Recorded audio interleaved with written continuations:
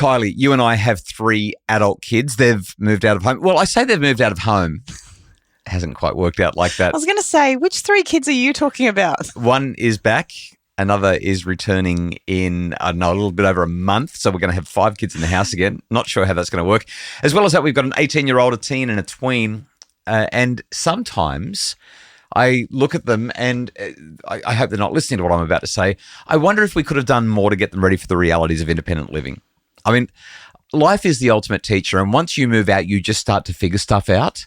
But every now and again, I feel like there's real value in building some foundational skills while children are still at home, where mistakes are safe and where that little bit of extra guidance is available. Today, we're going to knock out 7 life skills that every parent needs to teach their teen and help them to master before they leave home.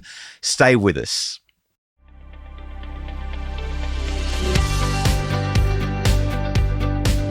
Hello, this is the Happy Families Podcast, real parenting solutions every day on Australia's most downloaded parenting podcast. We're Justin and Kylie Coulson. Kylie, I don't know if it's solutions today or just ideas, reminders, and a little bit of a rod for parents' backs. Our job is to equip our children so that we become redundant. They can move out and get through life okay. And I keep on hearing stories about kids that move out but can't do anything for themselves. Apparently, kids are just not that resilient. I think we're being unfair to our kids. I remember when I was young, like when I was a kid, and I was at my grandma's house, and my uncle, who had moved out 3 years ago and only lived in the next suburb, was still bringing his washing home. Really? To Nan, yeah. Uncle Rob used to bring his washing home to Nan once or twice a week so that the washing could be done. But was that as much about Uncle Rob not knowing how to do it, or was it more about Nan needing to feel wanted? Or maybe it was even just a sign of the times, like it was the late 70s, early 80s, and men went off to work and women did the washing and he didn't have a woman at home. I don't know. I mean, it sounds dreadful saying it like that, and I don't think that he would even agree with that now. But but even sitcoms that I would watch today, dramas, stories and stuff, have the sons come home with their washing. It's so bizarre, isn't it? So I mean, we're in modern times and that's still being portrayed. I just want to put it out there. I never took my washing home to mum. I was living interstate when I moved out of home, but I never took my washing home to mum.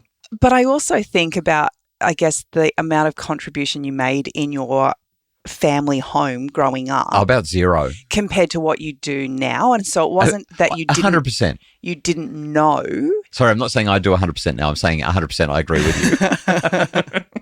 It's not that you didn't know how to. It's that you didn't need to or didn't want to. There was no motivation. Once you're in your own space, that changes. And I've noticed that with our eldest daughter. She would bark every time I would ask her to do something in our house. But in her own space, she's brilliant. Yeah. Okay. She doesn't keep house the way I do, but that doesn't mean it's not right. Let's kick on with the 7 life skills that every teen should master before they leave home. I'm going to kick us off with getting organised and being productive. Now, as you've just said, in some ways you just do it. Like once you move out, you realise you are responsible. No one else is going to shake you awake. You have to set the alarm. You have to get out of bed. You have to get to work on time. You have to do stuff. But the ability to manage yourself, prioritise tasks, create systems that work, be productive, meet your responsibilities, that is something that as parents we have a responsibility to teach and model. Well, I want to take that a little bit further. You're talking about this idea of getting organised. I actually think this encompasses taking care of house, keeping house. There is nothing worse, honestly, there is nothing worse than walking into somebody else's bathroom and being met with a toilet that has never been scrubbed or hair all over the floor. Like those little things make a huge difference to the way other people not only view you but feel. But even how you feel home. when you're like, I used to be a furniture removalist. That's how I paid for myself and our family to survive while I was doing my university degree, at least one of them. And I remember going into some people's homes and thinking, literally, these people have never cleaned. They don't know what cleaning is. And do I sound a little bit snobby here? Yeah, absolutely. And I'm standing by it. You've got to know how to look after that. And that ties in with a second one that I was going to highlight, which is maintaining basic health and hygiene routines. You've got to know how to brush your teeth twice a day, how to floss. Have a shower. How to shower and use deodorant. Oh, my goodness. And how to recognize when you need to see a doctor and how to keep yourself clean and healthy. These are basic skills that unfortunately are lacking in some young people, and they always probably have, and they probably always will, and it's probably only a minority, but I think it's worth highlighting. Get organised, be productive, and maintain basic health and hygiene routines. What else have you got on the list? So this is one that I wrote down as a result of our conversation recently with our 22-year-old daughter. You're dobbing her in. Yeah, I am, and I'm hoping she's not listening to the pod.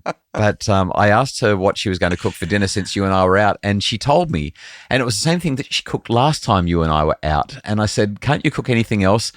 To which she replied, no. Well, actually, she replied yes, and she gave me two other options.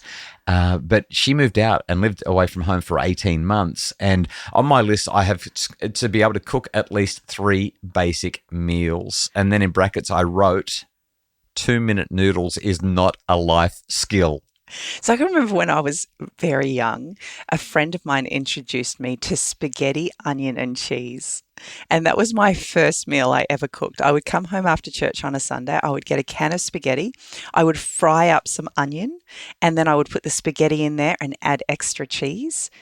Delicious. That just sounds disgusting. But I remember when we met, I cooked dinner for you the first time. I think we were already married, and I cooked dinner, and I was very excited I fried up some onion and some diced steak, and then I added some pasta sauce and put it on. Yes, you did. I put it on some pasta, and I was so proud of myself. I felt like it was my masterpiece, my piece de résistance. And you mocked me hellishly. You're like, I can't believe you're feeding me this. I never had steak and pasta in my life. Yeah, one of my flatmates when I was younger had cooked that. That was his specialty, and I just thought this was a great meal. I thought it was brilliant. I'm getting everything I need. All right, after the break, we've got a couple of other things that your kids need to know, life skills that every teen must master before they leave home on the Happy Families podcast.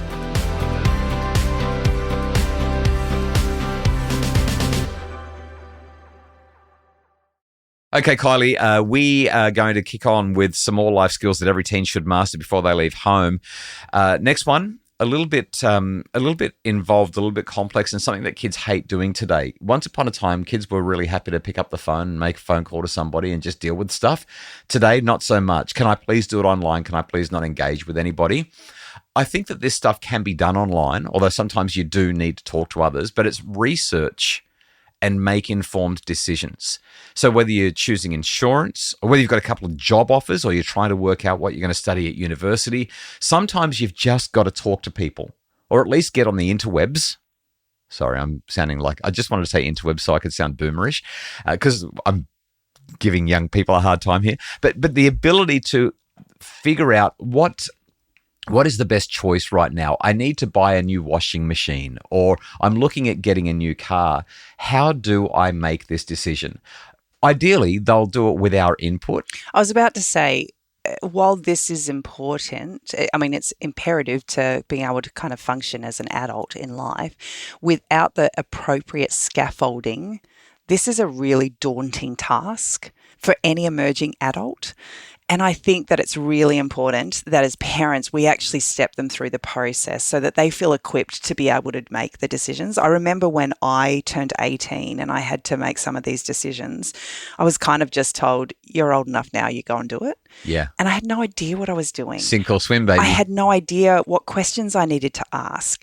And so I would make calls and get the information I thought was important and then get off the phone and find out that I hadn't asked any of the questions that were important. Have to ring back. So while it is about holding their hand a little bit, it really is more about preparing them so that they actually know what to do in those moments. Yeah, and a lot of these things you don't have to do very often. Like you buy a car, so what do I do about transferring registration? Or how do I do my taxes? Yeah. Too often as parents, we just kind of take it on board because it's like it's easier than having to go through the process of helping them understand the process. I just thought you could, when it's time for a mobile phone plan, you could have them involved in the selection of the appropriate plan. They can see how much it costs. They can weigh up one plan against another. There's some complexity in that, and that gives them a sense of how you research and make these decisions. Okay, that leads into managing money and understanding basic budgeting. Kids know, I know a lot of adults struggle with this. We've done a lot of podcasts recently on managing money, but being able to track spending, save for goals, avoid debt traps, know how many subscriptions you've got to Netflix and Stan and Binge and Amazon Prime and whatever else is going on there. This is a really big one, and unfortunately, I think that too many kids are finding themselves in some money traps, money challenges because they don't understand basic budgeting. This is really intriguing to me. We have one child whose salary sacrifices every week of her own free will in an effort to reach financial goals. Substantially. And then she complains that she has no money every week. But then we have another child who literally has no money every week. That's right. But is living her best life. And we've taught them both the same things. Yeah, and we've also worked with plenty of young people who are drowning in debt, who have made a lot of decisions, often with very good intentions, sometimes not so much, and it really hurts when you see somebody young who's got debt up to their eyeballs and they're only, 22 or 26. It's pretty intense. What has surprised me in some of the conversations I've had in recent times is the amount of kids who are in debt in an effort to support other family members, right, more mature than them in age, whether it be parents or, older siblings. And I just feel like while it's such a beautiful quality to want to assist and help people, when it comes at the detriment of your capacity to do life. Yeah, it's upside down. It really is upside down. Yeah, and I say that with compassion. I don't say that with judgment. It's frustrating for the child who's in debt. It's also frustrating, I'm sure, for the other adults that they're trying to support. But I believe that as adults, we have a responsibility to make sure that our children are not supporting us. We've got to not encumbered by our financial decisions. Having said that, sometimes life throws curveballs at you, and there's plenty of stories of really great kids who have gone out of their way to support other family members and even their parents, and it's made all the difference. So I'm not making this a blanket rule, nor am I casting judgment. I think that in an ideal world, most adults would agree that the kids shouldn't be supporting the family. Instead, the parents are supposed to support the family. All right, I want to talk about two emotional ones. They kind of tie in together, and our time is up, so we're going to do this one reasonably briefly. We need to be able to regulate emotions. Our children need to be able to regulate emotions. You're looking at me like I know plenty of adults who can't do that themselves. Modeling matters, and being able to navigate conflict constructively. So whether it's disagreeing with somebody without destroying a relationship, not running home because I've had a fight with my boyfriend or my girlfriend, or my husband or wife, or knowing how to send an email to a boss who's doing something that there's a disagreement about. Being able to regulate your emotions, navigate conflict constructively. I think these are life skills that every teen, if not master, should at least be able to be thoughtful about and be developing their competence in when they leave home and start to get on with life. It's just inappropriate when a child is having a hard time at work and they say, I need to call my mum. Do you know what I mean? But if your child is old enough to work, then they should be old enough to navigate these challenges on their own. I think also the acknowledgement is when our kids are having relationship troubles, specifically with significant others, that our job is to listen and support. But I think far too often we get involved. Yeah, there's a line that I've got in relationship rules. Take the ride, not the wheel. Yeah, to scaffold and build healthy relationships, it requires us to actually push them back in the right direction. Yeah, in fact, I just want to make a really clear point here. These 7 things on this list, it's not about your child being completely independent. It's not about you saying, well, you're an adult now, you've left home, you should be able to do this on your own. We're always going to be there for them. We're always going to be able to support them, but it's about them knowing how to get these things going. Certainly, we're not going to be rubbing deodorant under their armpits and brushing their teeth anymore. That goes without saying. But you could buy them floss. Yeah, that's right. You could give them a Woolies voucher and say, go buy some hygiene products. The goal isn't to send them out perfect. It's to send them out capable and make ourselves redundant in the process. That's the beauty of being a parent. One day, you're just not needed for anything except who you are. And that's what we're trying to work towards. We really hope that there's been some inspo and some fun ideas in what we've shared. If you think that somebody you know would lead a happier family life because of this episode, we'd love for you to share it with others. Just click that share button, pass it along. It takes about 20 seconds and it could make somebody else happier. Plus, it helps other people discover the pod and make their family thrive. The Happy Families podcast is produced by Justin Rulon from Bridge Media. Mim Hammonds provides research, admin, and other support. And if you'd like more information and resources, please visit us at happyfamilies.com.au.